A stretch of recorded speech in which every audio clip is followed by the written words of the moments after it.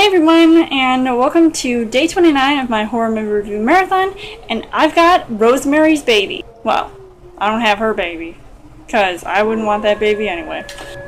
This is a movie that is directed by Roman Polanski and stars Mia Farrow in a movie that came out the same year as Night of the Living Dead, which I had previously reviewed for this month. A movie that I've seen a couple times now.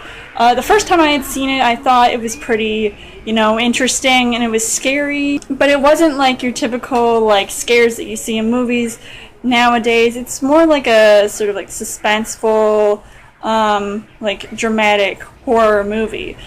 It definitely gets really chilling because of the different scenarios that happen in this movie. First, you have a young, pretty woman with her husband who are trying to have a baby.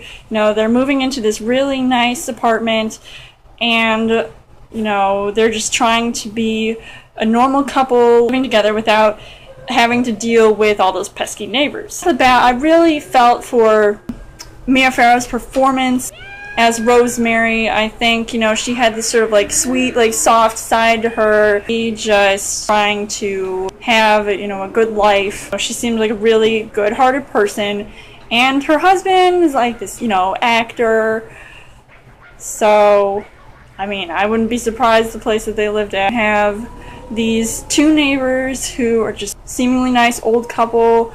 And I was thinking, okay, these guys, they're too nice, how can you trust someone like that? Rosemary sort of gets the lay of the land and meets this one girl down the laundry room, and, they start to sort of have a thing together, but then, tragedy strikes, and Rosemary has all these, different, she suspects a lot of different things that are going on, but of course, how can you tell husband, because, he's all high-strung. He's not gonna believe her, and even when they try to have a baby, it's great, they're having a baby. Now everybody wants a piece of the pie. That's when things just start to get really, really strange. Rosemary has these really creepy dreams, which, when I saw them, I was they're really vivid, and she's always on this boat. She's always floating on water. There's always something that feels sort of symbolic in a way to what's happening in her life, and how she always seems to be seen in a crowded room full of people watching her as she's going through all these different ordeals. I'm just thinking, wow, that is just not even cool. I wouldn't really feel comfortable with that, and especially when you're having a kid. You don't want anybody to bother you, especially old people, the people that are living in the same apartment building as her, and they're always giving her stuff. They're always trying to help out and stuff, which is cool. They're just trying to do the right thing, be good Samaritans and whatnot. Starts to feel pain, and then she's seeing this doctor who's he's kind of crazy, but I just find him a little bit strange because of course you pick the guy who's the best of the best, right? No, you pick the guy who's the nicest. And of course the guy who she thinks is nice, he just has this look about him. It just irritates me. I was nope, don't trust him. Run away. Just take a cab, go home, and lock the door. She did that a couple times in the movie, locking that door.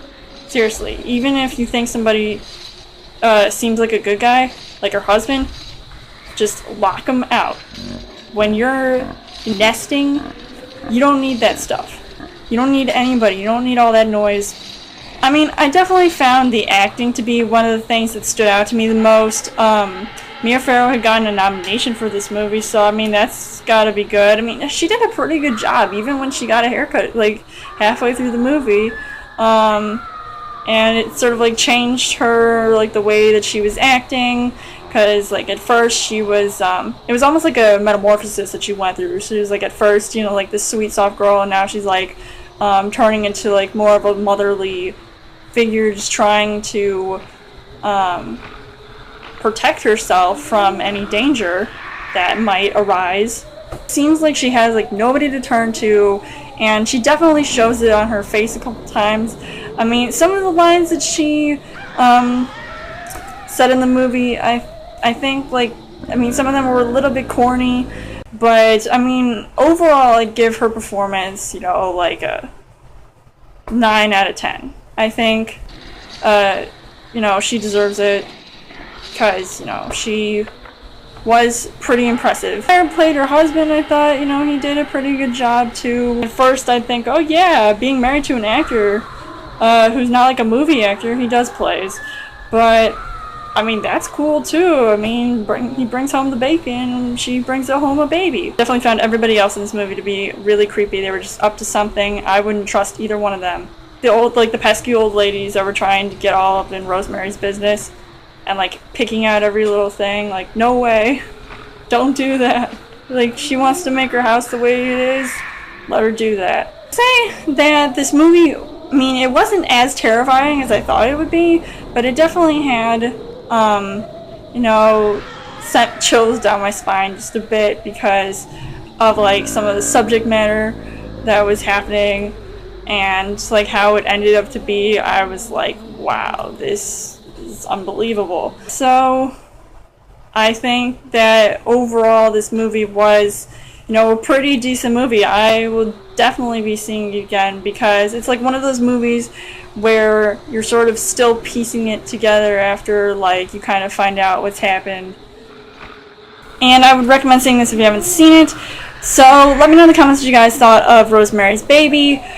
And come back tomorrow for my next horror movie review. And as always, you guys can subscribe to my channel. I've got more movie reviews, movie updates. Come back every week for a Chill Thursday video. You guys can also like me on Facebook and follow me on Twitter.